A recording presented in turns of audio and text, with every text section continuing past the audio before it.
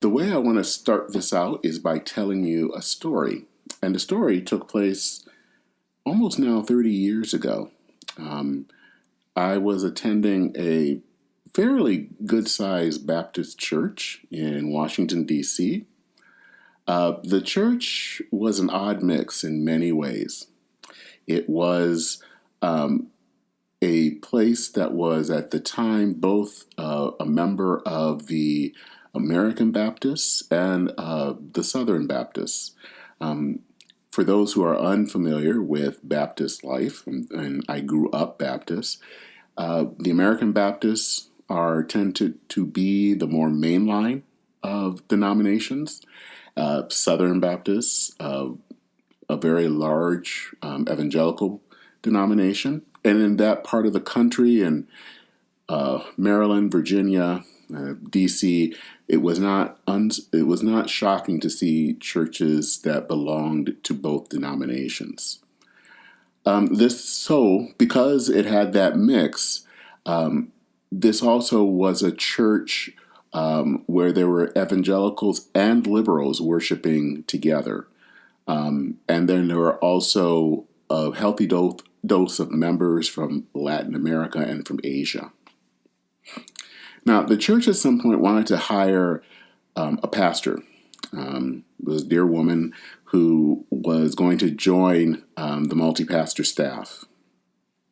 She had great pastoral care skills, and I think people were interested in having her be on staff. There was a bit of a controversy, though, because at the time, and this was again in the early 90s, she was someone that was very much in favor of LGBTQ people, and especially in the life of the church. And that could rub some of the evangelicals in the congregation the wrong way. And so I can remember that there was a meeting of the church after worship on a Sunday. It was a special meeting. And so we were talking about this of whether we were going to hire her or extend a call to her. And then this woman stood up, and she was one of the members that came from was from the evangelical side of the congregation. And I would think that she had what you could consider a traditional understanding of homosexuality.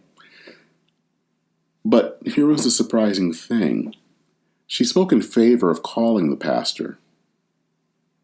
Now, here's something you should know. The pastor had been involved actually was a member actually of the congregation for several years, and the two women got to know each other. And I can remember this woman saying, "We don't agree on this issue. On this one issue, they just did not see eye to eye.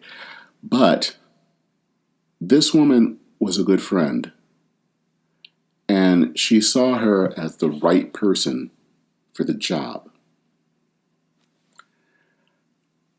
What's so interesting about this story is that I don't think that could happen today.